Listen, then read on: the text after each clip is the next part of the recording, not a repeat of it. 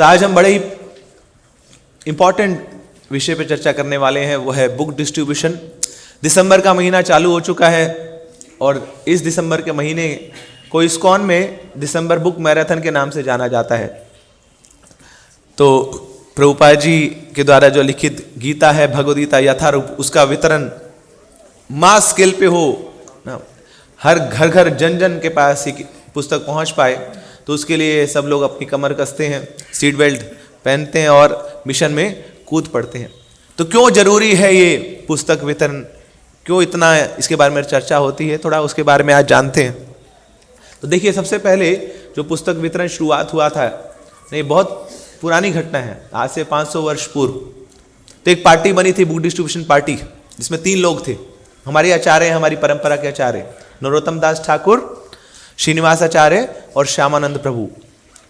मगर उस समय जो पुस्तक वितरण होता था बहुत तेजी से नहीं होता था, जैसे अभी हो रहा है ना, लाखों लाखों किताबें बढ़ जाती हैं, मगर उस समय इतना नहीं होता था। क्यों? ना तो प्रिंटिंग प्रेस होती थी और ना ही ना बुक्स को पहुंचाने की ऐसी कुछ फैसिलिटी होती थी। इवन किताबें हाथ से लिखी जाती थी, उस समय हाथों से पुस्तकें लिखी जाएंगी और फिर उनका जाके वितरण होगा, इसलिए वो प्रोसेस बड़ा स्लो था। मगर वही एक आचार्य नरोत्तम दास ठाकुर ने, उन्होंने भविष्यवाणी करी थी उस समय कि आगे चलकर ऐसा समय आएगा कि ये किताबें केवल भारत में नहीं, विश्व के कोने कोने में बांटी जाएंगी। ऐसे एक महापुरुष आएगा, कौन है वो? श्रील प्रभुपाद की। फिर आगे चल के भक्तिविनोद ठाकुर ने भी भविष्यवाणी करी। तो 1896 ईस्वी में भक्तिविनोद ठाकुर ने प्रभुपाद जी की जो पुस्तक थी वो बाहर पहुंचाई थी, बाहर के देशों में। फिर आगे चल के प्रभुपाद जी के शिष्यों को जब वो लाइब्रेरीज में गए उन वेस्टर्न कंट्रीज की, तो वहाँ देखा कि तो पुस्तकें पढ़ी हैं, चैतन्य महाप्रभु की जो बायोग्राफी है वो वहाँ पे पढ़ी है, टीचिंग्स ऑफ लॉर्ड चैतन्य। तो फिर जब प्रभुपाद जी को बताया गया तो प्रभुपाद जी ने बोला, हाँ 1896 में मेरा भी जन्म हुआ था इंसिडेंटली। तो ये प्रूव करता है कि प्रभुपाद जी वही आचार्य हैं जो इन पुस्तकों को मास स्केल पे पूरे विश्व भर में पहुंचाने वाले हैं। तो देखिए, प्रभुपाद जी अपने शिष्यों से चर्चा कर रहे थे एक बार और बोलते हैं कि महाप्रभु के पास बहुत शक्ति है, महाप्रभु के पास इतनी शक्ति थी वो सबको भक्त बना सकते थे, मगर नहीं, महाप्रभु ने ऐसा नहीं किया। क्यों? क्योंकि महाप्रभु वो श्रेय मुझे देना चाहते थे, ताकि मेरे माध्यम से जन जन में ये प्रचार हो, ये प्रसार हो। तो ये महाप्रभु की ना बहुत बड़ी कृपा है। तो श्रील प्रभुपाद को उन्होंने हमारे बीच प्रस्तुत किया, उनकी कृपा पात्र हम बन पा रहे हैं। तो प्रभुपाद जी, देखिए प्रभुपाद जी की बहुत सारी अचीवमेंट्स हैं, क्या कुछ नहीं किया प्रभुपाद जी ने। भागवतम हमें दिया, चैतन्य चरितामृत हमें दी, और कितने सारे अन्य 100 से ज़्यादा पुस्तकें हमें दी। कितना ट्रैवल किया प्रभुपाद जी ने, कितने सारे मंदिर खोले, कितने सारे शिष्यों को दीक्षा दी, कितने सारे शिष्यों को प्रेरणा दी। मगर इस सब के बावजूद एक चीज प्रभुपाद जी के जीवन में बड़ी कंसिस्टेंट थी। चाहे वो प्रभुपाद जी ट्रैवल कर रहे हो, प्रभुपाद जी शाम को रात को जाकर, है ना, पुस्तकों का लेखन जरूर करते थे। प्रभुपाद जी पूरे दिन भर एक कंट्री से दूसरे कंट्री जा रहे हैं, मगर जहां पे भी होंगे रात को वो लेखन कार्य जरूर करेंगे।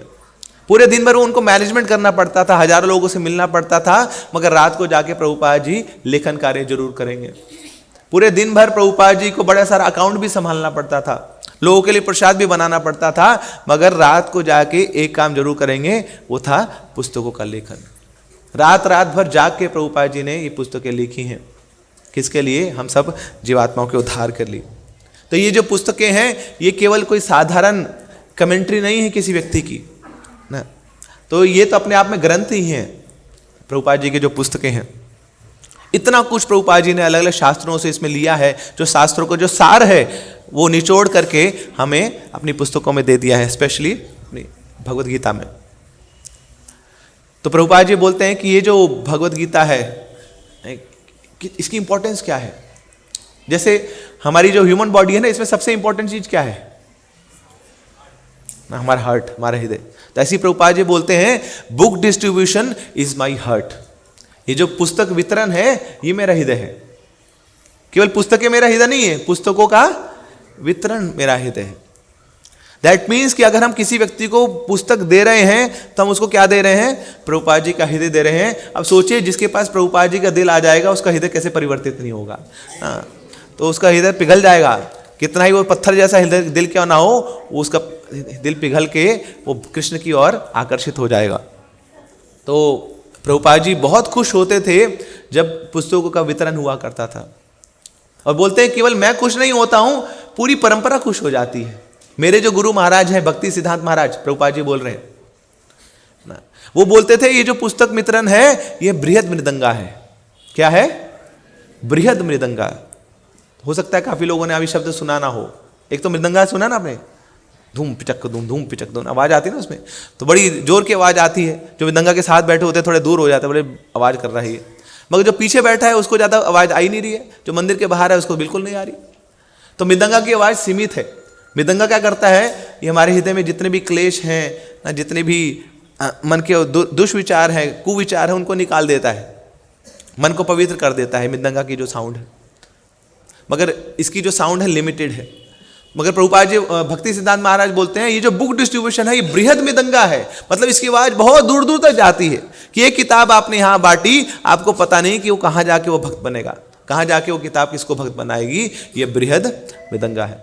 तो इसलिए भक्ति सिद्धांत महाराज क्या करते थे, कोई मठ का एक ब्रह्मचारी शाम को आके एक किताब भी बांट के आ गए तो भक्ति सिद्धांत महाराज उसको पास बिठाते थे, उसके सर की मसाज करने ले जाते थे। सोचिए इतने बड़े गुरुदेव हैं वो, मगर क्या कर रहे हैं? अपने शिष्य के सर की मसाज करने ले जाते थे। बोले आज इतना बड़ा काम किया है, ये किताबों का वितरण करके आए। इतना निजी था, इतना हृदयी था भक्ति सिद्धांत महाराज को पुस्तक वितरण। और यही भाव आगे श्रीला प्रभुपाद ने भी अंगीकार किया कि उनको भी वो भक्त बड़े पसंद थे जो पुस्तक वितरण करते थे। तो ये जो किताबें हैं है ना, ये कोई साधारण किताबें नहीं है ना, तो ये शास्त्रों से अभिन्न है। सॉरी, ये शास्त्र से अभिन्न, और साथ साथ ये जो किताबें हैं ये भगवान के विग्रहों से अभिन्न है। सोचिए कभी ऐसा हो ना कि आपको भोग लगाना हो, आपके पास भगवान का विग्रह नहीं है, मगर आपके पास प्रभुपाद जी की छोटी पुस्तक है, तो उसको सामने रख दीजिए, वहां पे घंटी घुमाइए, मंत्र पढ़िए, उसके ऊपर तुलसी पत्र रखिए अपने भोग पे और ऑफर कर दीजिए उस किताब को, आपका भोग लग गया। भगवान ने उसको स्वीकार कर लिया क्योंकि ये पुस्तक भगवान के शिव विग्रहों से अभिन्न है, ये भगवान के विग्रह ही है। इवन प्रभुपाद जी तो बोलते हैं ये जो पुस्तकें हैं ये राधा रानी की शक्ति है। देखिए राधा रानी का एक नाम है भक्ति देवी, और ये जो हम गीता पढ़ते हैं ये क्या होता है, इसको बोला जाता है भक्ति शास्त्र। भक्ति का शास्त्र है, प्रमुखता भक्ति के बारे में बताया गया है। बहुत सारे अलग अलग शास्त्र होते हैं जो अलग अलग विषयों के बारे में बताते हैं, मगर गीता प्रमुखता किसके लिए है? भक्ति के लिए, भक्ति शास्त्र है। तो राधा रानी क्या करती हैं, जैसे किसी के घर गीता पहुंचती है तो वहां राधा रानी अपनी शक्ति वहां पे पहुंचा देती है और फिर उसको कृष्ण की ओर लगा देती है। राधा रानी का काम क्या है? वो सब जीवात्माओं को कृष्ण की ओर जोड़ती हैं। ऐसे जिसके पास ये ग्रंथ पहुंच जाता है, अब राधा रानी का काम शुरू।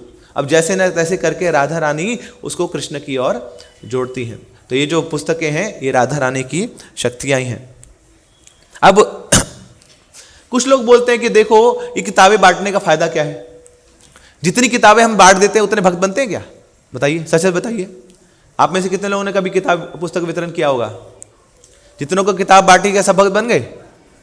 हो सकता है मंदिर में ना आए वो लोग।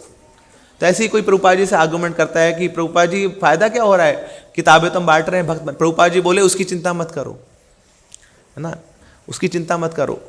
आपको क्या लगता है कि चैतन्य महाप्रभु की जो पुस्तकें हैं उनमें इतनी शक्ति नहीं है कि किसी का हृदय न परिवर्तित कर पाए?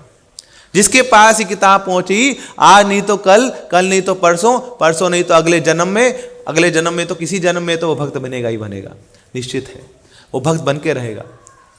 This is like time bomb. Prabhupad ji की पुस्तकें क्या है?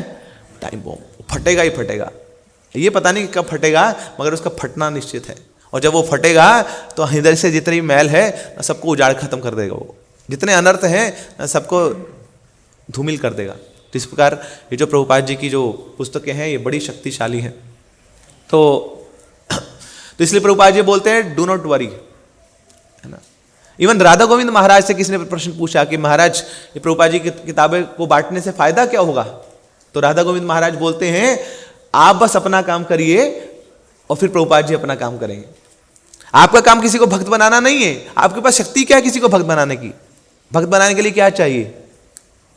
कृष्ण शक्ति विना नहीं तार परिवर्तन। जिसके पास कृष्ण की शक्ति नहीं है वो क्या किसी को प्रचार करेगा, क्या किसी के हृदय का परिवर्तन करेगा? तो जिसके पास शक्ति है वही प्रचार कर सकता है। तो हमारे पास बस इतनी शक्ति हमें लेनी है कि हमें पुस्तकें किसी को थमा देनी है।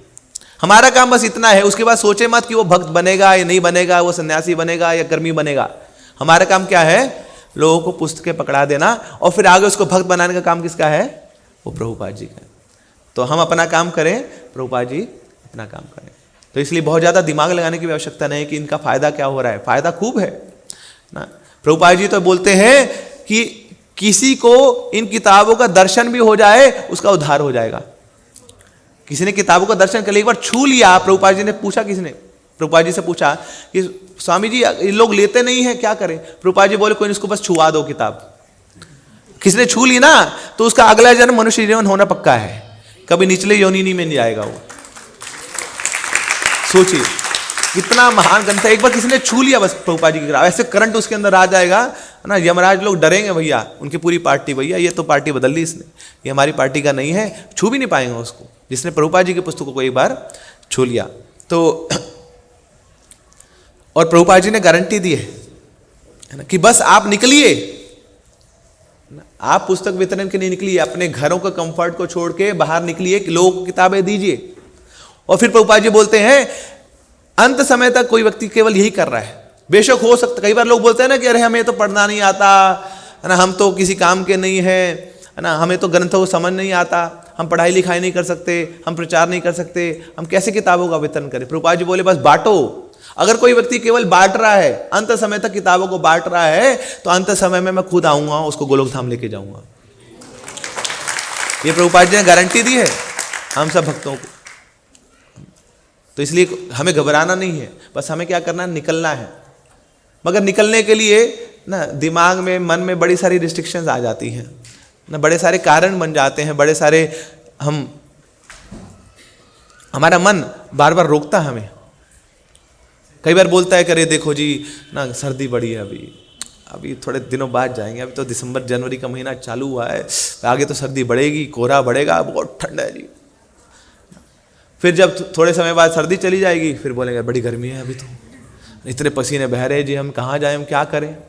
फिर उसके थोड़े समय अरे बारिश इतनी है, कौन लेगा किताबें लेने वाला तो कोई होना चाहिए। अरे भैया कोई ना कोई मौसम तो रहेगा ना, इन तीनों में से या सर्दी रहेगी या गर्मी रहेगी या बारिश रहेगी। तो ये केवल मन के ही विचार हैं, मन बार बार रोकता है। मगर हमें मन से लड़ना है, हमें प्रभुपाद जी को खुश करना है, हमें पूरी परंपरा को खुश करना है। और उसका सबसे सरल माध्यम क्या है? प्रभुपाद जी की पुस्तकों का वितरण करना।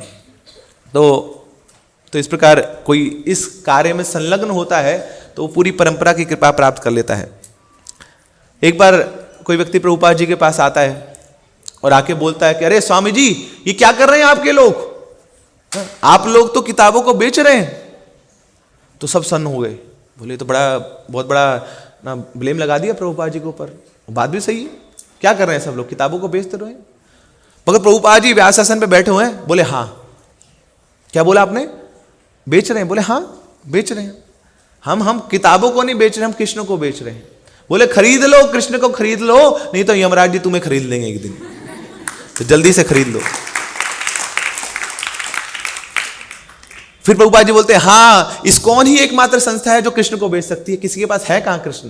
कृष्ण को बेचने के लिए आपकी दुकान में होने चाहिए ना कृष्ण। हमने भर रखा है कृष्ण को अपने स्टोर में, तभी तो बेच पा रहे हैं। कौन ऐसा व्यक्ति है, कौन ऐसी संस्था है जो कृष्ण को पकड़ के बैठी है? हमने कृष्ण को बांधा हुआ है और हम कृष्ण को बेच रहे हैं, खरीद लो आप। तो ये प्रभुपाद जी का कॉन्फिडेंस था ना, क्योंकि पूर्ण रूप से भगवान के ऊपर सरेंडर थे, वो शरणागत थे। तो कृष्ण को भी कैद कर रखा था और कृष्ण को देने की शक्ति है उनमें। कृष्ण दीते पारो ना, ये आपकी शक्ति है।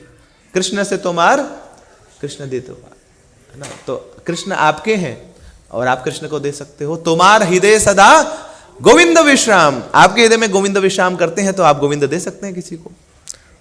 प्रभुपाद जी बोलते हैं वो गोविंद कहाँ है? पुस्तकों में गोविंद है ना। तो जो पुस्तक पढ़ता है, जो पुस्तक वितरण करता है, वो दूसरों को गोविंद देता है।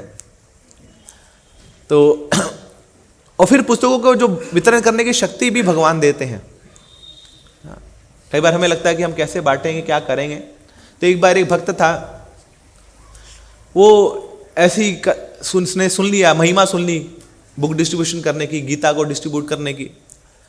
तो उस दिन गीता जयंती थी, तो उसने सोचा आज मैं चला जाता हूँ। तो उसका घर जो था इंडस्ट्रियल एरिया में था, तो बोले ज़्यादा दूर तो जा नहीं पाऊंगा, तो पास में एक फैक्ट्री है वहाँ चला जाता हूँ। अब बड़ा इनोसेंट सा भक्त था, बाहर गया, किताबें साथ लेके गया, तो वहाँ देखा तो गार्ड है, गार्ड जाने नहीं दे रहा। किससे मिलना है आपको? तो मुंह से निकल गया, बोले साहब जी से मिलना है। बोले साहब जी से तुम्हें मिलना? और धोती कुर्ता डाला हुआ था, तिलक लगा, तो साहब जी तुमसे मिलना? तो बोलते झूठ बोल रहा हूँ क्या, मैं साधु हूँ, मैं झूठ बोल रहा हूँ? तो मुंह से निकल गया उसके। बोले नहीं आप तो साधु महात्मा है, आप कहाँ झूठ बोलेंगे, आगे जाइए। तो उसने भेज दिया आगे। फिर आगे रिसेप्शनिस्ट बैठी थी, अब उसने पूछा कि कहाँ किससे मिलना है आप? बोले साहब जी से मिलना है। तो रिसेप्शनिस्ट बोले कौन से साहब से मिलना है? तो मुंह से निकल गया, बोले बड़े साहब से मिलना है। ओ अच्छा, बड़े साहब से मिलना आपने? अच्छा। तो फ़ोन लगा दिया बड़े साहब को, जो पूरे CEO थे उन कंपनी के। तो उन्होंने बोला कि मैंने तो किसी को बुलाया नहीं, ऐसे कौन आए? अच्छा कहाँ से आए आप? बोले इस्कॉन से आए हम। अच्छा इस्कॉन से आए हम? सर ये इस्कॉन से आए हैं। अच्छा इस्कॉन से आए हैं, ठीक है आता हूँ मैं। तो मिलने आ गए, वो CEO साहब मिलने आ गए, पूरी सारी अपॉइंटमेंट रद्द करके वो मीटिंग रूम में मिलने आ गए। और डिवोटी को देखा, हाथ में थैला था। अच्छा क्या किस काम के लिए आए, क्या करने आए आप? बोले एक्चुअली आपको किताबें देने आया हूँ मैं। ओहो किताबें, अरे मैं तो पहले ही लाइफ मेंबर हूँ। जैसे ही सुना लाइफ मेंबर है तो खड़े हो गए वो भक्त, वो गले लगा लिए उनको। बोले देखो फिर तो आप हमारी फैमिली के ना, आप भी मेंबर हम भी मेंबर ना। तो गले लगा लिए, तो अपनी स्वीकृति दे दी उनको। तो इनका हृदय पिघल गया, करे देखो कोई आके गले लगा रहा है मुझे।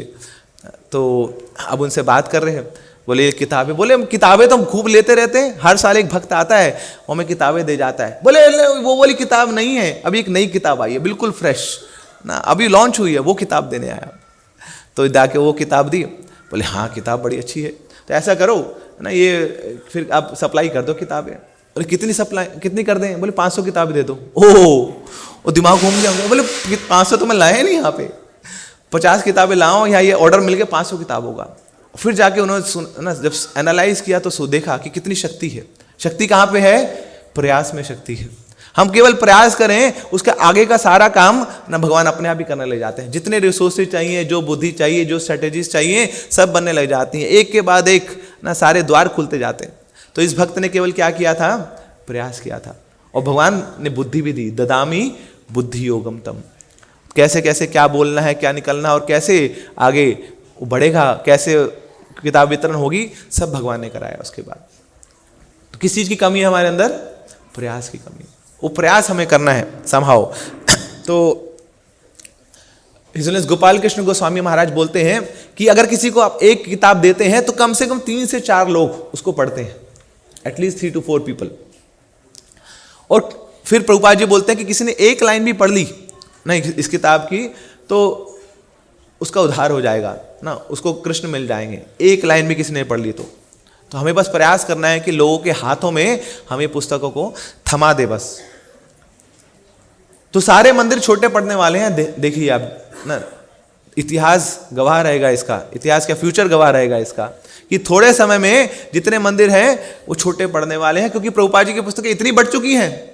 तो आज नहीं तो कल क्या करने वाले हैं, वो सब भक्त बनने वाले हैं। भक्त बनेंगे तो कहाँ आएंगे? आपके मंदिरों में आएंगे। इसलिए बड़े मंदिर की जरूरत है ना, बड़े मंदिर की आवश्यकता है, क्योंकि सब मंदिर छोटे पड़, आप देख लीजिए ईस्ट ऑफ कैलाश छोटा पड़ रहा है ना, गुड़गांव छोटा पड़ रहा है, जितने मंदिर बने हैं सब छोटे पड़ रहे हैं। आपका द्वारका का तो बहुत पहले छोटा बन गया, जिस दिन बनाया था उस दिन ही छोटा था। अभी जब नया हॉल बनने वाला, सब बोल रहे हैं वो छोटे, इतना छोटा मंदिर, इसमें कहाँ आएंगे इतने लोग? तो एक हमारे बोर्ड मेंबर थे, वो देखने आए, तो अभी तक ना वो हाफ था वहां पे, बाद में ये बड़ा मंदिर यहाँ कराया। उन्होंने देखा रहे रिजेक्ट कर दिया सारा प्लान। 4 साल से भक्त लोग लगे हुए थे, पूरे इंजीनियरिंग वाले लोग लगे हुए थे, उन्होंने क्रॉस मार दिया पूरे मैप पे। बोले ये मंदिर नहीं बनेगा, बोले ये तो बदनामी हो जाएगी हमारी, है ना। अभी आपका मंदिर इतना बड़ा है, उसके बाद जाके थोड़ा सी बड़ा कर दिया, बोले बड़ा मंदिर बना रहा क्रॉस, उन्हें बोला यहाँ तक बनेगा। फिर उसके बाद जाके सब कुछ तोड़वाया, मंदिर यहाँ तक आया है। तो अभी भी ये मंदिर भी छोटा पड़ने वाला है, क्योंकि भक्तों की संख्या बहुत बढ़ने वाली है, क्योंकि हर जगह कहाँ क्या पहुँच रही है? श्रील प्रभुपाद की पुस्तकें पहुँच रही हैं। तो तमाल कृष्ण गोस्वामी महाराज बताते हैं कि जब पुस्तक वितरण होता है तो पूरी गुरु परंपरा प्रसन्न हो जाती है, और इवन प्रभुपाद जी बोलते हैं ब्रह्मा, शिव जी, नारद वो वहां पे आके डांस करने लग जाते हैं कि देखो इस भक्त के पास, इस व्यक्ति के पास प्रभुपाद जी की पुस्तक बन गई है, ये भक्त बनने वाला है। हंसते हैं उसको देख के कि हाँ बड़ी जल्दी ये भी तिलक लगाएगा, है ना, ये भी भगवान के कीर्तन, हरि नाम संकीर्तन में भाग लेगा। तो बड़े बड़े देवी देवता बड़े खुश हो जाते हैं कि इसके पास प्रभुपाद जी की, भक्ति वेदांत स्वामी की पुस्तक पहुंच चुकी है। तो इतना महत्वपूर्ण है प्रभुपाद जी का ये मैराथन, बुक डिस्ट्रीब्यूशन मैराथन। तो क्यों खुश होते हैं ये सारे देवी देवता?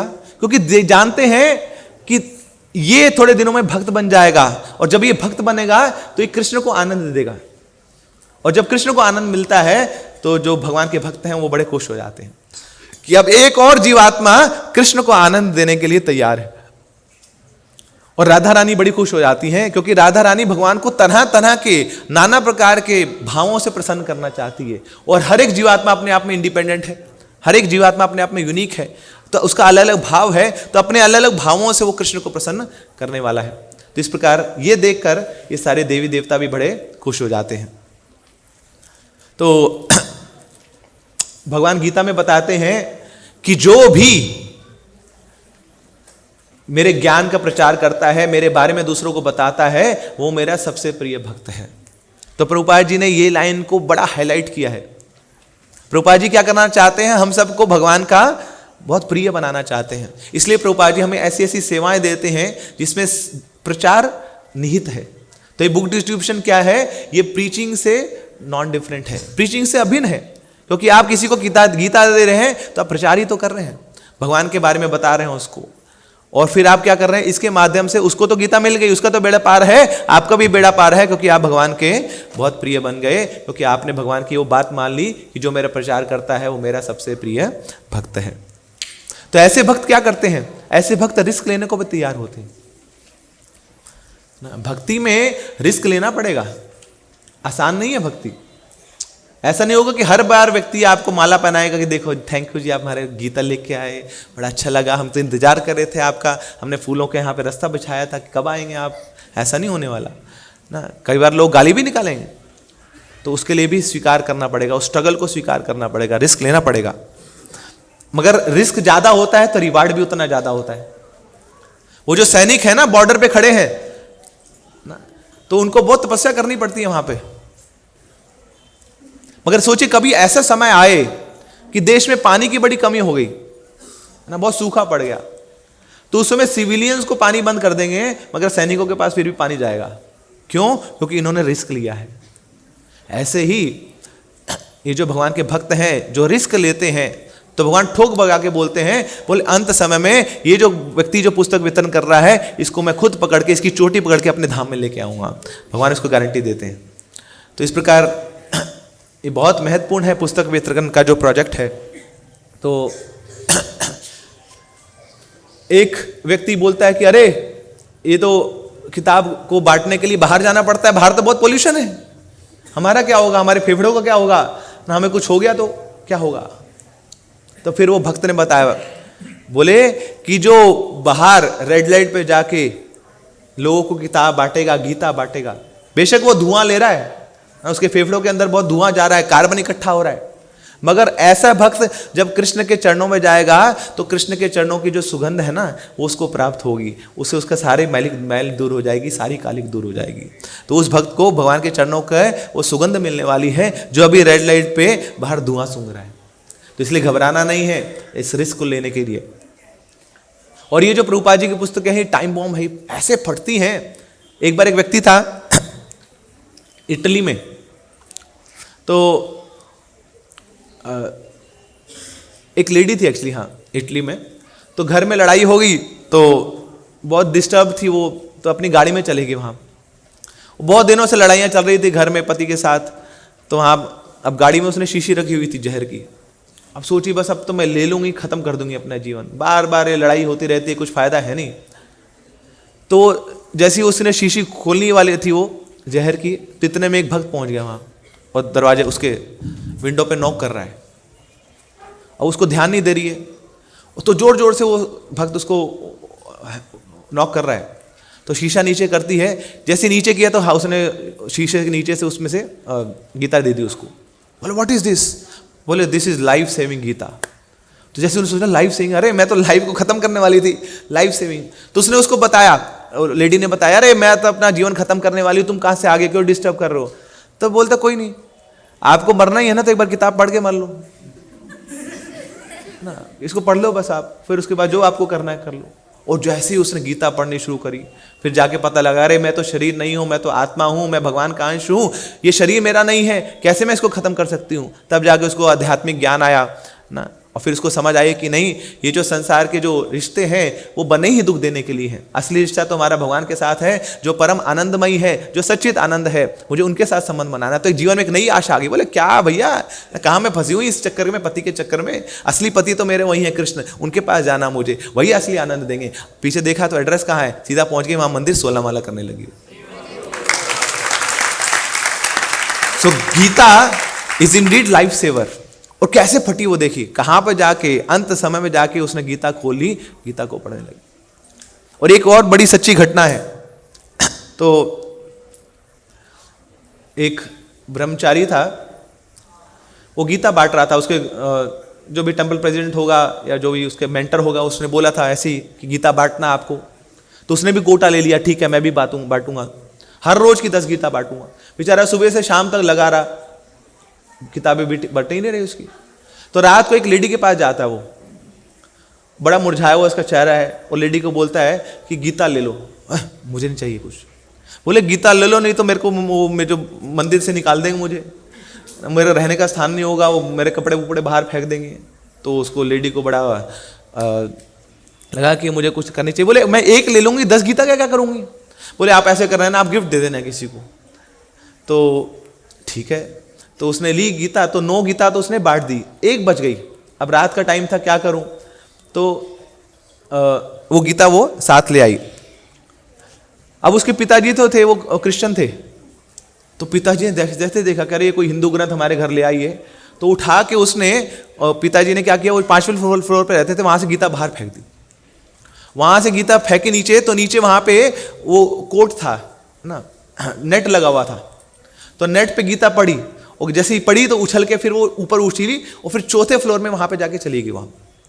और वहां जब 4थे फ्लोर पे वहां पहुंची, तो वहां देखा तो एक व्यक्ति था ना, वो प्रार्थना कर रहा था, कुछ बहुत परेशान था वो। और जैसे ही वो प्रार्थना कर रहा था, आंख खुली तो देखा यहाँ गीता पड़ी है झोली में। उसने खोला, उसको पढ़ने लगा। तो 6 महीने बाद वो अपने घर में प्रोग्राम चालू कर दिया, गीता पढ़ाने लग गया। तब पूरे सोसाइटी के लोग भक्त बन गए। तो 5th फ्लोर से 4th फ्लोर पे आई थी, अब 5th फ्लोर छोड़िए, 4th फ्लोर छोड़िए, जितने फ्लोर थे वहां पे सब लोग बैठ के गीता पढ़ रहे हैं। तो ये गीता का कमाल है, कैसे वो टाइम बॉम्ब की तरह फटती है, कहां कहां जाके वो भक्त बना दे, किसी को क्या कुछ नहीं पता। तो एक्चुअली में ये भक्तों का कर्तव्य है, भक्तों का धर्म है कि वो गीता के संदेश को लोगों तक पहुंचाएं। जैसे एम्बुलेंस होती है ना, एम्बुलेंस कब बुलाई जाती है? छींक आ जाए तब बुलाते हैं एम्बुलेंस। बोलो जी छींक आओगी, जिसको एम्बुलेंस बुलाओ जल्दी से, है ना। थोड़ा सा हाथ में कट लग जाओ, अरे बुलाओ एम्बुलेंस को, बुलाओ जल्दी। क्या होता है, जब व्यक्ति बिल्कुल पड़ा होता है ना, कोई जा नहीं सकता, चारों खाने चित हो जाते हैं उसके, तब एम्बुलेंस को बुलाया जाता है। तो ऐसे ही ये जो गीता है, ये चलती फिरती एम्बुलेंस है। लोग इतने ना मलिन हो चुके हैं, उनकी सुकृतियां इतनी खत्म हो चुकी हैं कि वो मंदिर नहीं आना चाहते ना। उनकी रोग इतने बढ़ चुके हैं कि वो बेचारे उठ के ना मंदिर, जो एक अस्पताल है, वहां नहीं आना चाहते। तो जब मरीज ऐसे हो जाते हैं, निकट्टू हो जाते हैं, तो फिर वहां पे एम्बुलेंस पहुंचाई जाती है। तो ऐसी गीता वो एम्बुलेंस है जो घर घर जाके हमें पहुंचानी है और लोगों को ठीक करना है, उनका जो भव रोग है वो ठीक करना है। तो ये भक्तों का कर्तव्य है। तो एक हमारे बड़ी महान भक्त हैं हिज ग्रेस मधु सुंदर प्रभु, तो वो अपना पूरा रिलेशन बताते हैं कि कैसे उन्होंने गीता और प्रभुपाद जी की जो बुक्स हैं उनको बांटना शुरू किया। तो शुरुआत में जब वो नए नए आए थे मंदिर में, तो उनके जो काउंसलर थे उन्होंने बोल दिया कि IF का प्रोग्राम होता है यूथ फोरम का, तो यहीं पे आप कुछ सेवाएं करने लग जाओ, यहीं पे स्टॉल लगा लो। तो उन्होंने स्टॉल लगा लिया वहां पर। अब जहां पे स्टॉल लगाया उनके काउंसलर को पसंद नहीं आया, बोले यहाँ पे स्टॉल मत लगाओ, वहां पे लगाओ। एक्चुअली में ये बिजनेसमैन थे पहले, मधु सुंदर प्रभु, तो जानते थे कि कहाँ पे अच्छा किताब बढ़ सकता है, कहाँ पे ज़्यादा लोग आएंगे, मगर वो काउंसलर बोले थे यहाँ पे लगा लो। अब जैसे ही काउंसलर लेक्चर देने बैठे तो उनको लगा कि प्रभु जी जब तो मगन हो गए तो फिर अपना स्टॉल उठा के वहीं पे लगा लिया जहाँ पहले लगाया था। और फिर उन्होंने देख लिया काउंसलर ने कि स्टॉल बदल दिया उन्होंने लोकेशन उसकी।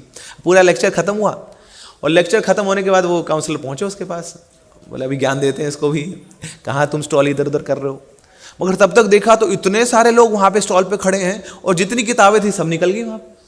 फिर इतने में एक और सीनियर डिवोटी आए और आके शाबाशी देने लगे, वाह प्रभु वाह ना, आपने तो ऐसा डिस्ट्रीब्यूशन किया, क्या बात है। अभी बेचारे काउंसलर कुछ बोल ही नहीं पाए कि वहीं पे अच्छी किताब होती थी। फिर उन्होंने बोला कि देखो मधुसुंदर प्रभु ना, आप अच्छे से जानते हैं, मैं तो लेक्चर देना चाहता हूँ अच्छे से, मगर आप जानते हैं कि किताबों का वितरण कैसे करना है। तो अब जब भी हमारे यूथ के प्रोग्राम्स होंगे, अब आप साथ चलना और जहाँ पे आपको स्टॉल लगाना वहाँ पे लगा लेना, व्यासासन के ऊपर लगाना वहाँ लगा लेना, कोई प्रॉब्लम नहीं है। तो तब से फिर अब ये स्टॉल के ऊपर डिस्ट्रीब्यूशन चालू हुआ। अब फिर एक दिन अपने गुरु महाराज से मिले और आ जाके उनको बोलते हैं कि गुरु महाराज मैं ना और सेवा करना चाहता हूँ, मुझे आप सेवा में लगाओ। तो महाराज बोले पहला ऐसा भक्ता है जो मुझे बोल रहा है और सेवा दो। सब लोग मेरे पास आके रोते हैं, बोले हमारे पास इतनी सेवाएं होगी, ये हो गया, हम कुछ नहीं कर रहे। आप जैसे भक्त इस्कॉन में और चाहिए हमें ना, अपनी कुछ और कॉपीज बनाओ आप। बोले गुरु महाराज पहले मुझे तो सेवा में लगा दो। तो महाराज बोले ठीक है, वो सामने ना मेरी गाड़ी है उसको ले लो। बोले महाराज आपकी गाड़ी नहीं चाहिए मुझे। बोले लो तो सही, उस गाड़ी में लो, बैठो और पूरे इंडिया के चक्कर लगाओ और जहाँ तुम जाओगे वहाँ पे किताबों का वितरण करो तुम। तो ये सेवा मिल गई। अभी घबरा गए, बोले इतनी बड़ी सेवा भी नहीं मांगी थी मैंने कि आसपास दिल्ली में कहीं रह के कोई रहने का ठिकाना तो कहाँ जाऊँगा मैं, गाड़ियों में कहाँ धक्के खाऊंगा। तो उनको गाड़ी भी दे दी और पूरा भारत भ्रमण के साथ भेज दिया। अब सोचे कि मैं अकेला कैसे जाऊँ, तो फिर महाराज ने बोला टीम बनाओ। तो फिर भगवान ने क्या किया, उनको 5 सोल्जर्स भेज दिए, 5 भक्त मिल गए उनको जवान। अब वो उनके साथ बूट डिस्ट्रीब्यूशन करने लगे। तो फिर एक दिन क्या हुआ, बीच यहाँ पे बहुत सारी पब्लिक थी, महाराज का लेक्चर खत्म हुआ था और बीच में महाराज ने इशारा किया। तो सोचे मुझे बुला रहे क्या। महाराज बोले यस यू कम हियर। तो उनको बुलाया महाराज ने और फिर महाराज ने उनके साथ बात करी। फिर बाद में उन्होंने सोचा कि यार इतनी बड़ी पब्लिक है, इतने सारे सीनियर लोग हैं, उसमें जाके महाराज जी ने मुझे क्यों बुलाया। फिर जाके उनको रियलाइज हुआ, अच्छा मैं बुक डिस्ट्रीब्यूशन करता हूँ ना, इसलिए महाराज ने मुझे बुलाया। तो जब जाके उनको वैल्यू समझ आई कि हाँ कितना इंपॉर्टेंट है बुक डिस्ट्रीब्यूशन, कि महाराज की नज़रों में आ गए, गुरु की नज़रों में आ गए। और फिर उन्होंने धारण कर लिया कि अब पूरे जीवन भर अगर कोई सेवा करूंगा तो वो है बुक डिस्ट्रीब्यूशन। और अभी तक वो ये कार्य कर रहे हैं। He is just distributing books. उनके दिमाग में कुछ और सेवा है नहीं, केवल और केवल पुस्तक वितरण ही करना है। अब वो सोचते थे कि कैसे न कैसे कुछ नए आइडियाज लाऊं मैं, ताकि पुस्तक वितरण को और बढ़ा सके, इसको और फैला सके। तो अब बड़े सारे फनी पास टाइम्स भी हैं, तो अब नए नए आइडिया आते हैं तो थोड़ी करतूतें भी आती हैं बीच में। तो क्या किया, एक भक्त था उसको डंडा पकड़ा दिया, उसको महाराज बना दिया। और वहाँ पे जाके कोई प्रोग्राम हो रहा था, वहाँ पे बाहर कुर्सी में जाकर उनको बिठा दिया। और जो भी जजमान थे उनको बोला देखो जी महाराज जी आए, वृंदावन से महाराज जी आए, आशीर्वाद ले लो। तो जैसे ही आए वो महाराज जी के चरणों में गिरे तो महाराज जी बोले हो जाओ ना, सुख रहो ना, खुश रहो, खूब आशीर्वाद दिया। बोले महाराज जी अपना आशीर्वाद दीजिए ना, तो गीता दे दी उनको। बोले असली आशीर्वाद तो इसमें है। तो वहाँ गीता ले ली उसने।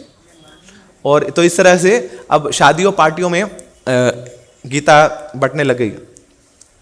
तो एक बार एक मैरिज सेरेमनी हो रही थी, तो वहाँ पे भक्तों को बुलाया गया था। तो मधुसुंदर प्रभु भी पहुँचे वहाँ पे।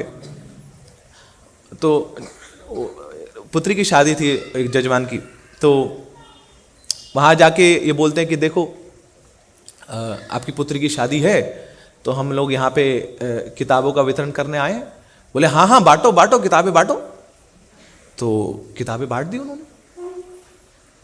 और शाम को पहुँचे जब वहाँ पर, तो फिर वो जो होस्ट था उसको बोले कि थैंक यू, आपने हमें मौका दिया, किताबें बांट दी हमने। बोले बहुत अच्छा किया। बोले कुछ सेवा तो दे दो। बोले सेवा किस लिए। बोले किताबें बांटी हैं, आपने तो बोला था कि हमारी पुत्री को थोड़ा आशीर्वाद दो, वो किताबें बांट दो। तो आपकी बेटी को हमने आशीर्वाद दिया है गुरु जी से, वो किताबें बांट दी। बोले किताबें बांट दी, मगर पैसा मुझसे क्यों मांग रहे हो। बोले आप ही ने तो बोला था किताबें बांट दो, तो हमने बांट दी। तो बोले ठीक है कल बात करेंगे, अभी शादी में बड़े बिजी हैं। तो सुबह सुबह वहाँ डिवोटी फिर पहुँच गए वहाँ पे। तो वहाँ देखा तो डोली उठ रही है। तो ये तो भाई साहब बहुत रो रहे हैं, मैंने बेटी जा रही है ब्याह के। तो जैसे उधर देखा भक्त आ रहे हैं तो रोना और बढ़ गया इनका। बोले फिर आ गए दोबारा से, तो आंसू रुके ना। तो वहाँ फिर डिवोटीज पहुँच गए वहाँ पे, बोले कि अब लक्ष्मी दे दो। बोले लक्ष्मी फिर, तो अपने वो साथ में कोई बैठा था, बोले दे दो 2100 रुपये दे दो। अरे 2100 नहीं, 13,000 रुपये की किताबें बांटी हमने। 13,000, बोले आपने तो बोला था बेटी को आशीर्वाद दो, वो किताबें बांटो। तो हमने बांट दी, जितने लोग आए थे सब बड़े खुश हैं जी किताबें लेके, सबके पास किताबें पहुंच गई हैं। तो फिर उनको लक्ष्मी दी। तो इस तरीके से नए नए आइडियाज वो ढूंढते रहते थे। तो अब तो क्या हुआ कि पेपर पढ़ते थे, तो पेपर में पता लगता था जहाँ पे बड़े पॉलिटिशियन की कोई बेटी की शादी, कोई बेटे की शादी, वहाँ पहुँच जाते थे। वहाँ जाके फिर किताबों का वितरण शुरू।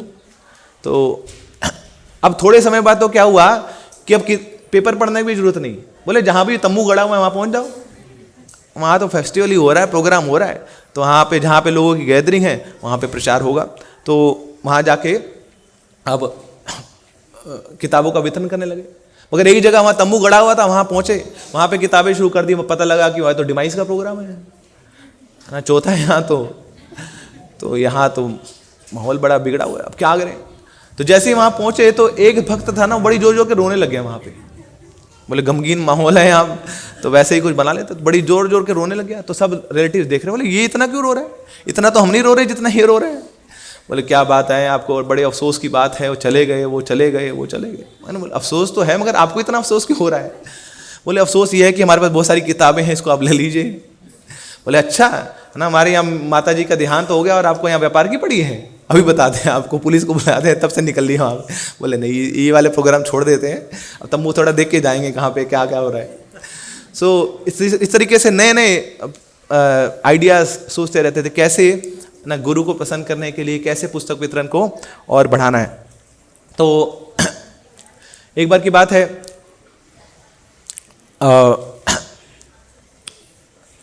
रथ यात्रा, लुधियाना में रथ यात्रा हो रही थी। तो वहाँ ये लोग डिस्ट्रीब्यूट कर रहे थे। अब रथ यात्रा में तो क्या सब भक्त लोग ही हैं, मगर बाहर जो रेड लाइट थी वहाँ पे और बड़े सारे जो विजिटर वो जा रहे थे और कीर्तन की आवाज़ चल रही थी। तो उन्होंने लगा कि इसको कैपिटलाइज करते हैं कि ये लोग कीर्तन भी सुन रहे हैं, देख रहे हैं, बड़ा तंबू लगा हुआ है और रेड लाइट से दूर से ही जा रहे हैं। तो वहाँ रेड लाइट पे खड़े हो गए, वहाँ पे किताबों का वितरण करने लगे। तो रात को 11 बज गया और इतने में फिर जो गुरु महाराज थे वो जा रहे थे, उन्होंने देखा अरे पूरी टीम लगी हुई है यहाँ पे ना पुस्तक वितरण करने के लिए। तो उन्होंने बुलाया, अरे आप लोग गए नहीं अभी तक, सोए नहीं, जाओ कुछ खा लो, कुछ सो लो। बोले नहीं महाराज ना, बहुत अच्छा लग रहा है ना बुक डिस्ट्रीब्यूशन करने में। फिर जैसे तैसे करके महाराज ने उनको भेजा, जाओ। फिर अगले दिन सुबह बुलाया, अच्छा आप लोग रात को डिस्ट्रीब्यूट कर रहे थे ना, कितनी किताबें डिस्ट्रीब्यूट हुई। बोले महाराज 13,000 रुपये की। तो उस समय 13,000 बहुत हुआ करते थे ना, 13,000 रुपये में मतलब कितनी किताबें आ जाए। हमारे बोले अरे आप समझ नहीं पा रहे, मैं पूछा हूँ रात को आप जो डिस्ट्रीब्यूट कर रहे थे ना, कितनी किताबें की डिस्ट्रीब्यूट करी। महाराज 13,000 रुपये की। सही से समझो ना, रात को कितनी किताबें बोले महाराज 13,000 रुपये की आपने किताबें डिस्ट्रीब्यूट कर दी, वो भी सड़क पे। तो महाराज इतने खुश हुए। फिर महाराज बोले ठीक है ना, अब आप ये क्या करो, अब ये जो कार वाले लोग हैं इनको प्रीचिंग शुरू कर दो, इनको डिस्ट्रीब्यूशन शुरू कर दो। तो तब से फिर अब वो रेड लाइट पे डिस्ट्रीब्यूशन शुरू हुआ। तो फिर आगे क्या होता था कि मान लीजिए कभी इस्कॉन का प्रोग्राम नहीं है, किसी और का भी प्रोग्राम है, बोले लोग तो इकट्ठा है ना, चाहे इस्कॉन का ना हो ना, लोग तो आए हुए हैं, तो वहाँ पे प्रोग्राम वहाँ पे शुरू कर देते थे डिस्ट्रीब्यूशन। एक बार की बात थी, जगन्नाथ मंदिर था एक, वहाँ बेसमेंट में ना प्रसाद हो रहा था, ऊपर जगन्नाथ जी के दर्शन हो रहे थे, बेसमेंट में प्रसाद हो रहा था।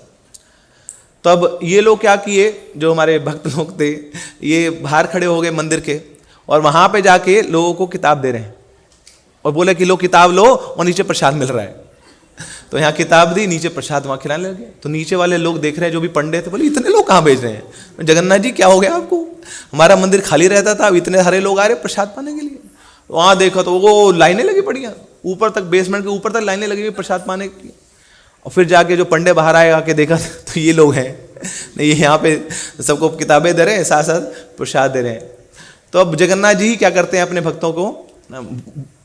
भक्तों को ज्ञान देते हैं, आइडियाज़ देते हैं कि कैसे और कैसे इन किताबों का और वितरण करना। तो थोड़ा आगे आ सकते हैं आप लोग, स्क्वीज कर सकते हैं ताकि और लोगों को अकोमोडेट कर पाएँ। इनफैक्ट ये थोड़ा पीछे कर लें रेलिंग, ताकि कैन अकोमोडेट मोर पीपल। मगर देखिए, जब भी आप पुस्तक वितरण में लगेंगे तो लोग आपको हमेशा वाहवाही नहीं देंगे ना, लोग नाराज भी होंगे आपसे ना, गालियां भी देंगे। एक बार एक डिवोटी था, नया डिवोटी था, उसको बोला गया था बुक डिस्ट्रीब्यूट करके आओ। तो रात को जब वापस आया अपने काउंसलर से मिला, बोले कैसी रही डिस्ट्रीब्यूशन? बोले बुक डिस्ट्रीब्यूशन अच्छी रही थी, मगर मैं कल से नहीं जाऊंगा। बोले नहीं जाओगे आप? क्या हुआ? बोले गाली देने लगे लोग मेरे को। बोले कहाँ से आ गया तुम पंडित लोग, यही काम बचा है तुम्हारा, किताबें बांटते रहते हो? बोले खूब गाली दी मैंने, मैं नहीं जाऊंगा। बोले ठीक है, कल मत जाना, परसों चले जाना, सेवा तो यही करनी है। थोड़े दिनों में आदी हो जाओगे गाली सुनने के ना, गाली हुजूर की तो ना लगे, क्या गाना है वो, तो खुशियां मिलेंगी उन गालियों में भी आपको, तो अच्छा लगेगा। तो एक ऐसी जब भक्त लोग डिस्ट्रीब्यूट कर रहे थे गीता, तो एक व्यक्ति था, वो आके अड़ गया कि निकलो यहां से तुम लोग। सोसाइटी के अंदर घुस गए थे भक्त लोग।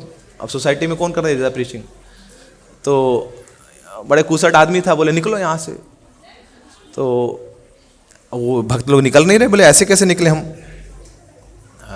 बोले ठीक है आप चलिए, हम आते हैं। तो वो तो चला गया। एक ने कही दूजे ने मानी, तो ना करे दोनों ही बड़े ज्ञानी। तो वो उसको आगे भेज दिया, तो ये दोबारा निकलने करने लग गए।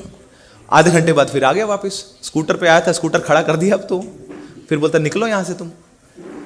फिर आ गए, कुछ नहीं कर रहे हम, ये किताबें बांट रहे हैं। बोले वही तो कह रहा हूँ, ये बांटना नहीं, यहाँ पे अलाउड नहीं है, यहाँ पे निकलो यहाँ से, बाहर निकलो। बोले ठीक है अभी जाते हैं।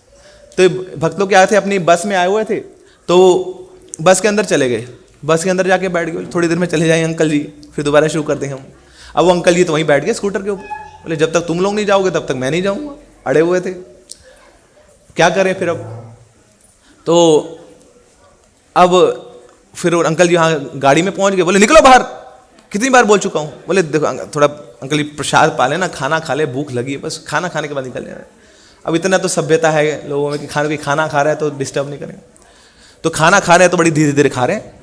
आधा घंटा हो गया खाना ही खाए जा रहे हैं। अंकल जी खड़े हैं वहाँ पे, घूर घूर के देखी जा रहे हैं। अब इनको लगा कि थोड़ा इनको भी प्रसाद दे देते हैं। तो बोले अंकल जी आप भी कुछ लें। तुम्हें बोला ना खाना खा के निकलो यहाँ से। तो आधा घंटा हो गया, पौना घंटा हो गया, लगे हुए खाना खाने के लिए कि अंकल जी जाएंगे, अंकल जी जा नहीं रहे। फिर एक भक्त उतरा नीचे, और हाथ में क्या था, एकदम मोतीचूर का लड्डू था बड़े वाला। तो वो ला के दिया और अंकल जी के हाथ में दे दिया। बोले थोड़ा आप भी ले लीजिए प्रसाद। तो जैसे उसने प्रसाद पाया, स्कूटर उठाया निकल गया वहाँ से। बोले हो गया जी, थैंक यू, आप लोग करिए अपना डिस्ट्रीब्यूशन।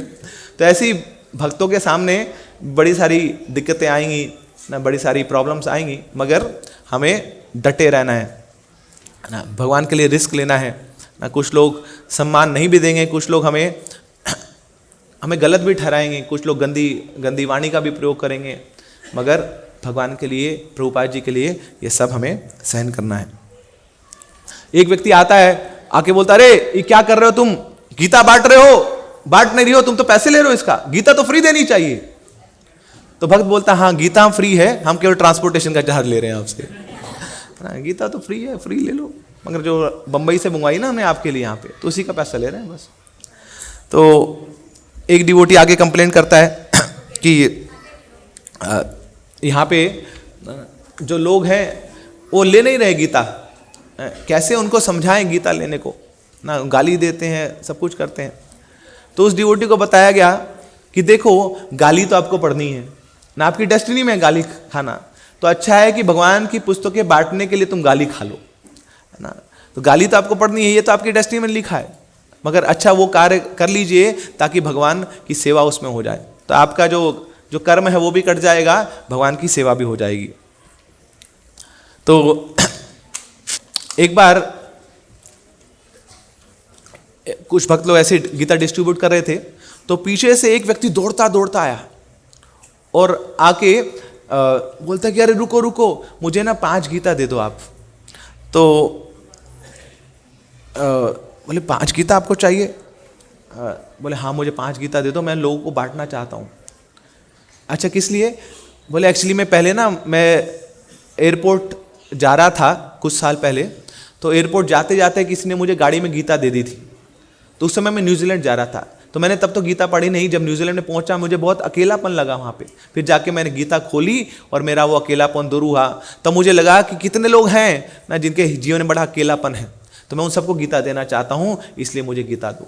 तो फिर उसने गीता ली और एक व्यक्ति और ऐसे ही आया, पीछे से आया, भक्तों के पीछे आया वो, और आके दौड़ता दौड़ता बोलता है कि अरे मुझे गीता दो, है ना, मुझे 50 गीता दे दो, मैं बांटना चाहता हूँ, हनुमान मंदिर है हमारा, वहाँ पे गीता बांटना चाहता हूँ। तो बोले ठीक है कि हम चलते हैं आपके साथ। अभी डिवोटीज भी थोड़े चतुर थे, तो क्या किया, गीता भी बांट दी, साथ में कृष्णा बुक खोल के रख दी। तो लोग आके गीता भी उठा रहे थे और देखते थे ये किताब भी बड़ी अच्छी है कृष्णा बुक, ये भी ले जाते थे। शाम को जो व्यक्ति आया बोले बांट दी आपने गीता? बोले हाँ गीता तो बांट दी, साथ में कृष्णा बुक भी बढ़ गई। बोले अच्छा कितनी किताब हो गई? 100 किताब हो गई। मैंने तो 50 बोला था, 100 बढ़ गई, क्या करें। कोई नहीं ना, लोगों के पास ना कृष्ण पहुंच गए हैं, कोई दिक्कत नहीं। और फिर एक हफ्ते बाद फिर दोबारा उसने अपने भक्तों को बुलाया और अपने मंदिर में दोबारा से गीता डिस्ट्रीब्यूट कराई। बोले अब 100 गीता ना अच्छे से डिस्ट्रीब्यूट करो। तो बार बार भक्तों को बुलाने लगा। फिर डिवोटी ने पूछा अरे इतना क्यों ये गीता का वितरण करा रहा है, क्या हो गया? तो उसने फिर बताया कि पहले मैं बहुत ही गंदा आदमी था, मतलब ऐसे ऐसे मैंने काम किए, मैं मुंह से बोलने में मुझे शर्म आती है।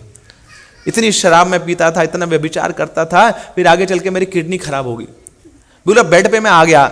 उस समय फिर मैं भगवान से प्रार्थना करता था कि भगवान एक मौका मुझे दे दो, मुझे एक जीवन और दे दो।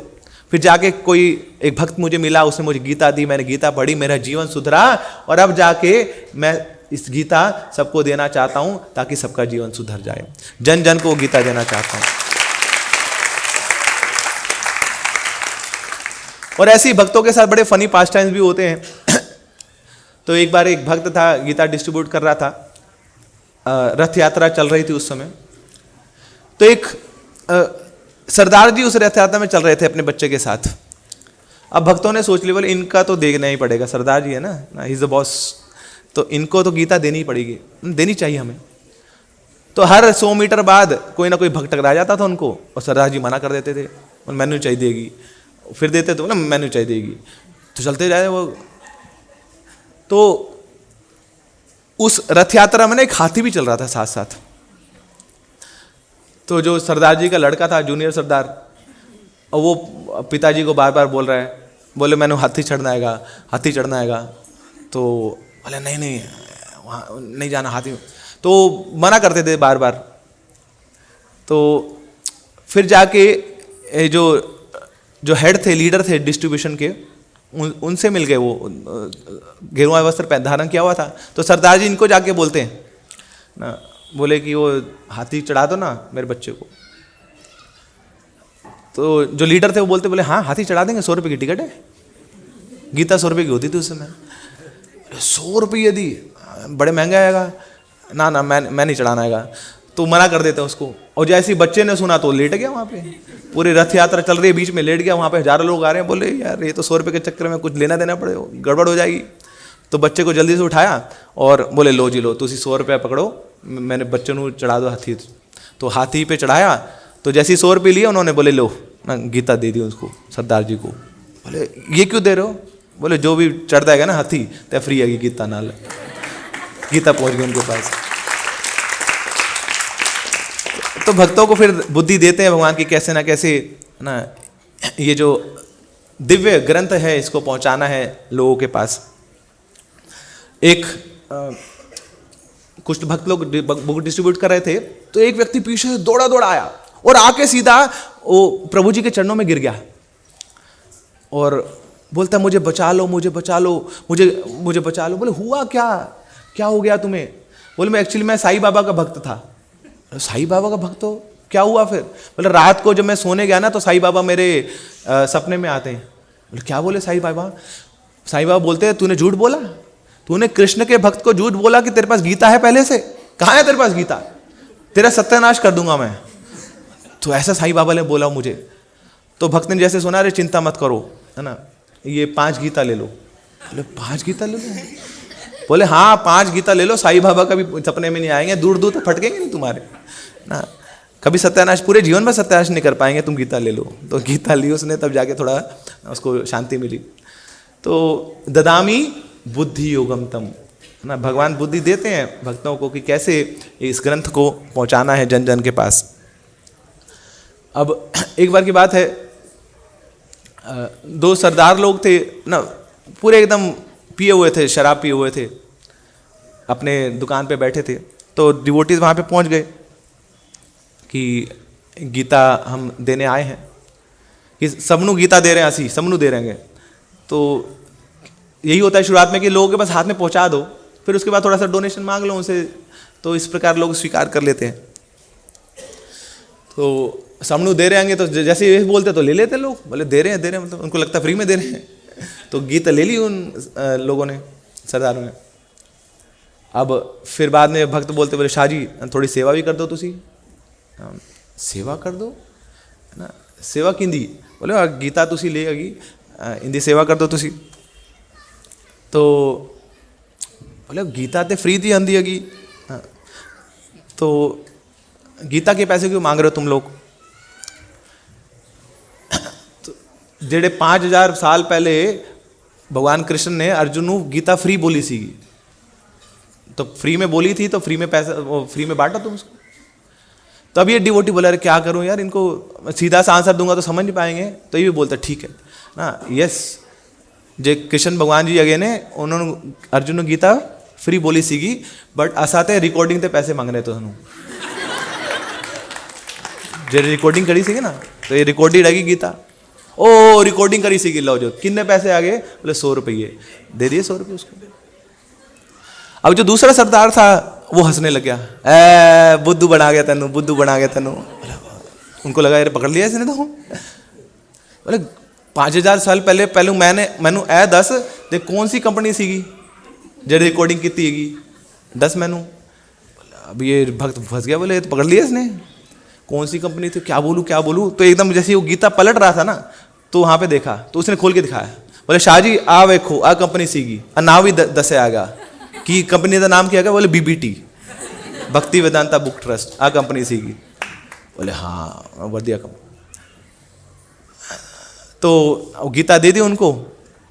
अब फिर दूसरा सरदार बोलता है रुको रुको रुको, बट कंपनी मैं कहीं ना तो सुनया नहीं आएगा, नई कंपनी आएगी, बट 5000 साल पहले नई कंपनी कैसे किमें सीगी? बोले तो इतनी पुरानी कंपनी है, नाम हमें कैसा नहीं पता। तो फिर दूसरा सरदार बोलता, खुद ही उसने आंसर दे दी, बोले ना हम सुबह से पी रहे हैं ना, तो हमें याद नहीं है, ऐसे ही भूल गया है कि कौन सी कंपनी सी, कंपनी है स्टैंडर्ड दी कंपनी हैगी, ऐसे ही भूल गया। तो ऐसे ही उनको किताबें दे दी। फिर एक और जगह ऐसी वहीं पे उसी रथ यात्रा में डिस्ट्रीब्यूट कर रहे थे, तो 3 और पंजाबी लोग मिल गए।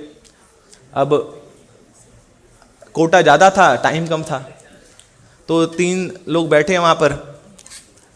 तो और एक ही फैमिली के लोग हैं, वो उनको गीता देनी है। तो डिवोटी क्या करते हैं, उनको तीनों को किताब दे देते हैं। बोले ओ शाह जी लो, आगी पार्ट 1 गीता, आगी पार्ट 2 गीता, आगी पार्ट 3 गीता। एक ही गीता है, तीनों को दे दी वहाँ पे। तो बड़े खुश होकर ले ले, बोले सीक्वल मिल गया। उनको को लगे पैसे बच गए, 3 लोगों को नहीं तो तीनों खरीदने पड़ती, एक पार्ट इसको मिल गया, एक इसको मिल गया, एक इसको मिल गया, तीनों मिलकर पढ़ लेंगे। तो उनको लगा कि अच्छा काम हो गया हमारा, पैसे बच गए हमारे। और फिर बाद में जब किताबें खोली तो पता लगा ये तो एक ही है सब। फिर वो दौड़े दौड़े आ रहे हैं, बड़े गुस्से में आ रहे हैं। और यहाँ पे जो डिवोटी बैठे थे, इनके साथ जो और डिवोटी थे, उन्होंने बोला इनका, अरे प्रभु जी वो आ गए। बोले कौन आ गए? वही जिनको गीता दी थी आपने, सीक्वल दिया था, अब नया सीक्वल करने आ रहे हैं आपके साथ ही। बोले क्या करूँ क्या करूँ क्या करूँ? तो फिर आके बोलते बोले पंडित जी ना, तानू ने जड़ी गलत फहमी हो गई ना, तुसा ना सानू एक ही किताब दे दी थी ना, पार्ट 1 पार्ट 2 पार्ट 3 है, एक ही पार्ट हैगा। अब ये डिवोटी सोचा क्या बोलूँ मैं, क्या बोलूँ? तो भगवान से प्रार्थना करी तो उनके मुंह से निकलता है, बोले शाह जी देखो गल नहीं की हैगी, मैं जब मैं तानू सही चीज़ दी हैगी, ये जड़ा हैगा ना पार्ट 1, तुसा इनू पढ़ोगे तो तानू ताड़े अंदर ना नई रिलेशन आएंगी। तुसे पढ़ोगे पार्ट 2 तो ताड़े अंदर दूजी रिलेशन आएंगी। तो तुसी उसको बोलने से पहले बोले मैं तो समझ गया पहले ही। तो उनको लगा रही ये तो समझ गया, कहीं असली बात तो नहीं समझ गया जो मैं नहीं बताना चाहता था। क्या समझ गया ये? बोले शाह जी तुसी की समझ गए? तो वो बोलते हैं, तीसरा सरदार बोलता है, बोले मैं समझ गया तुसी की कहना चाहते हो। ना तुसी अच्छे शब्द नहीं प्रयोग कर पाए, मैं जानना कि तुसी की कहना चाहते हो। बोले तुसी दसो की कहना चाहते हो तुसी। बोले तुसी कहना चाहते हो ये जेडे तीनों गीता है ना ये ऊपरों सेम हैगी अंदरों डिफरेंट हैगी। बोले हाँ। बोले भगवान ने मेरे को वो बुद्धि नहीं दी जिसको दे दी, मैं तो सोच नहीं पा रहा हूँ, इसको ज्ञान मिल गया वो। बोले हाँ शाह जी तुसी ग्रेट हो गए, तुसी गीता बिना पढ़े ही समझ गए, भगवान ने ज्ञान दिया तो तनु। तो तब जाके जान में जाना ही निकले वहाँ से। तो भगवान क्या करते हैं, कैसे ना कैसे बुद्धि देते हैं, बस हमें क्या करना है, प्रयास करना है ना। प्रयास करेंगे तो उसमें शक्ति है। भगवान हमें कैसे उस ग्रंथ को बांटना है उसकी बुद्धि देंगे, उसका सारे जो रास्ते हैं वो खोलने लग जाएंगे। एक क्लास इंसिडेंट मुझे याद आ रहा है। कई बार लोग बोलते हैं कि अरे हमारे पास कोई स्किल नहीं है, बोलने का स्किल नहीं है ना, हम कुछ कह नहीं पाते लोगों को, हम कैसे बांटें। तो एक ये बहुत ही सच्ची घटना है। एक व्यक्ति था जो हकलाता था, बोल नहीं पाता, स्टैमर करता था, मगर उसके अंदर इतनी तीव्र इच्छा थी कि मुझे प्रभुपाद जी की जो गीता है लोगों को पहुंचानी है, मेरी लाइफ बदली है, लोगों की लाइफ बदलेगी, तो मैं गीता बांट के रहूंगा। तो इशू करा ली उसने ना, 25 गीता इशू करा ली। और शाम को आता था तो पूरी गीता खत्म। सारे लोग देखते रहते रहे, भैया हम यहाँ MBA करके बैठे हैं ना, हम IIT करके बैठे हैं, इतना धराधर अंग्रेजी बोलते हैं, हमसे 3 गीता नहीं निकलती, ये हकलाने वाला ये 25 गीता भी निकाल रहा है। और हर बार डबल कर रहा था, आज 25 कल 50 अब अगले दिन 100, और क्वांटिटी बढ़ती गई, नंबर 1 आ गया वो डिस्ट्रीब्यूशन में। फिर बाद में भक्तों ने पूछा, इसका पूछना चाहिए यार ये गीता बांटता कैसे है, पूछते हैं ऐसे। तो बोले आप हमें डेमो देके दिखाओ कैसे गीता बांटते हो। तो क्या करते थे, सबसे पहले गीता पकड़ा देता था उनको, बोले कवर खोलो इसका, कवर खोल देते तो फिर वो बोलने लग जाता था। बोले ये जो गीता है ना, ये भगवान कृष्ण ने बोली है, 5000 साल पहले बोली थी उन्होंने। इस अक्षर मोटे मोटे हैं, वर्ड मीनिंग ट्रांसलेशन पर सब दिया हुआ है, खुद पढ़ोगे पढ़ के बताऊं। अरे नहीं भैया दे दो गीता दे दो, ये लाइन होती थी वो गीता ले लेता था, इतना ही बहुत था बस। ददामी बुद्धि योगम तम, भगवान बुद्धि देते हैं ना। तो कमी कोई हमारे ना क्षमताओं में नहीं है, कोई योग्यताओं में नहीं है, कमी केवल प्रयास में है। तो प्रयास हमें करना है इस गीता को बांटने के लिए। तैयार हैं आप लोग? कितने लोग तैयार हैं? हरे कृष्णा कृष्णा कृष्णा।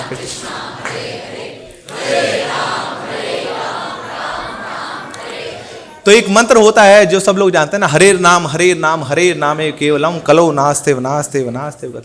तो जो दिसंबर महीने में ये जो मंत्र है बदल जाता है, तो पुस्तकम पुस्तकम पुस्तकम केवलम नास्ते नास्ते नास्ते गतिरन्यथा। तो केवल पुस्तक वितरण।